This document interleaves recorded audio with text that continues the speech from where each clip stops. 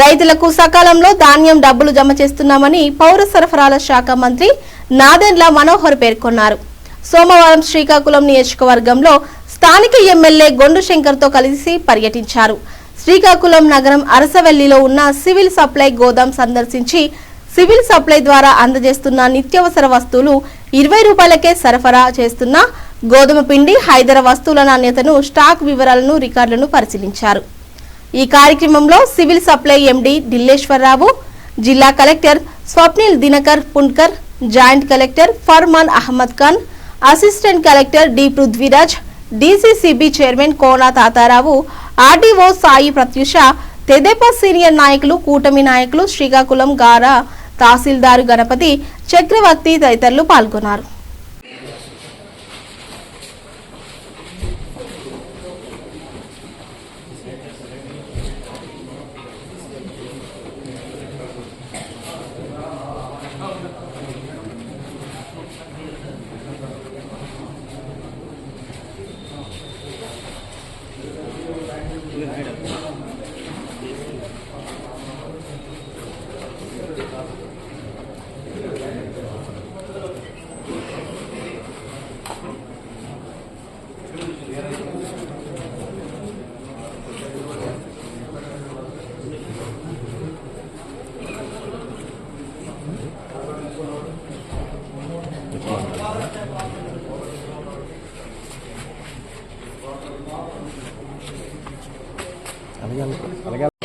వారికి తగిన విధంగా న్యాయం చేయాలనే తపనతోటి మేము పనిచేస్తూనే వచ్చాం.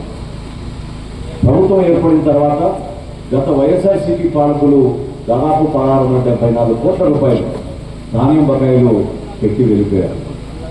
ఎవరైతే కష్టపడి పండించుకున్నారో ఆ ధాన్యాన్ని రైతులు కూడా వాళ్ళు డబ్బులు చెల్లించకుండా మోసం చేసి వెళ్ళిపోయారు.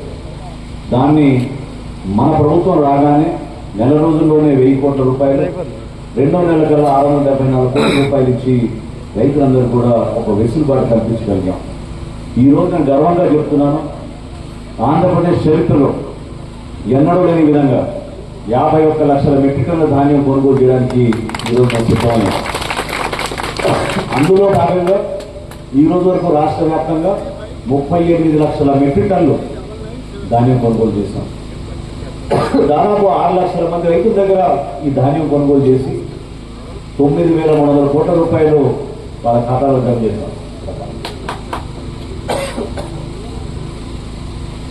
జిల్లాలో 6,50,000 మెట్రిక్ టన్ ధాన్యం కొనుగోలు చేయాలని ఈ సంవత్సరం మేము అధికారుల దగ్గర నుంచి సమాచారం తెప్పించుకున్న తర్వాత నిర్ణయం తీసుకుంటే ఈ రోజుకి ఆల్రెడీ 5 లక్షల మెట్రిక్ టన్నుల ధాన్యం మన శ్రీకాకుళం జిల్లాలో 1,200 కోట్ల రూపాయలు రైతులకు అందించే విధంగా ఒక నిర్ణయం తీసుకుని చేయగలిగాం.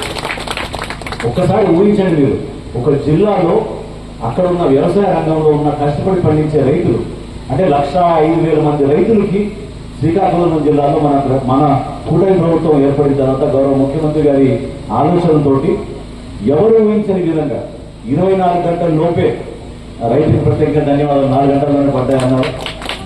24 గంటల లోపే రైతు ఖాతాల్లోకి 1,05,000 మంది రైతులు మన శ్రీకాకుళం జిల్లాలో వారికి 1,200 కోట్ల రూపాయలు మేము జమ చేయగలిగాం.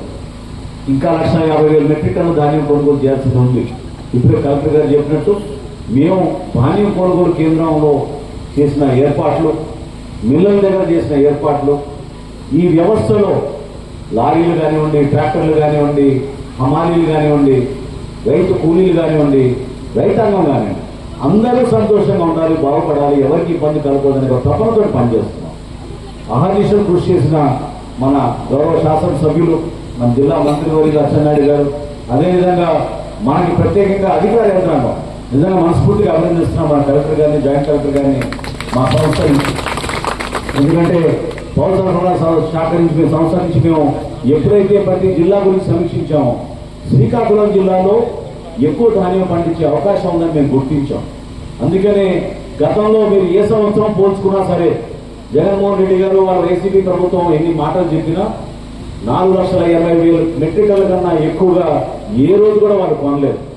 ఈ రోజు 6,50,000 మెట్రిక్ టన్నుల ధాన్యం కొనుగోలు చేయడం మనం సిద్ధమయ్యాం. అంటే రైతాంగానికి ఒక నమ్మకం, ఒక భరోసా మేము ఉన్నాం. మీరు కష్టపడి పండించిన ప్రతి గింజ ప్రతి బస్తా కొనడానికి ప్రభుత్వం మీకు అండగా నిలబడుతుంది. ఇందులో ఎక్కడ పొరపాటు జరగకూడదనే ఉద్దేశంతో ఈ కార్యక్రమం చేసుకుంటూ వచ్చాం. ఎక్కడ చూసినా రైతాంగానికి ఈరోజు చితికిపోతున్నారు. ఎందుకంటే వాతావరణంలో మార్పులు వచ్చినాయి. కష్టపడి పండించిన ధాన్యానికి సరైన దిగుబడి రావడం లేదు, గిట్టుబాటు ధర రావడం లేదనే బాధ చాలా మందిలో ఉంది. కానీ ఈరోజు క్వింటాల్కి మేము ఖచ్చితంగా మీకు 2,369 రూపాయలు రావాలి.